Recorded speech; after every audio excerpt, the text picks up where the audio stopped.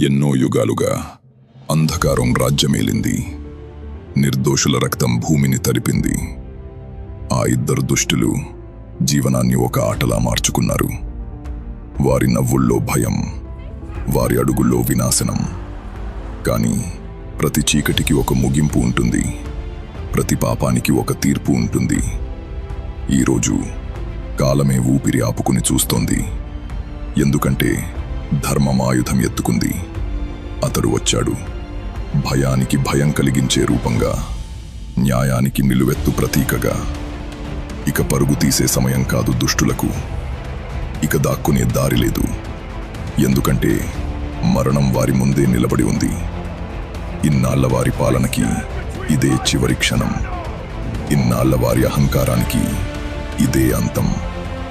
ఇప్పుడు మొదలవుతుంది న్యాయం యొక్క యుద్ధం, ధర్మం యొక్క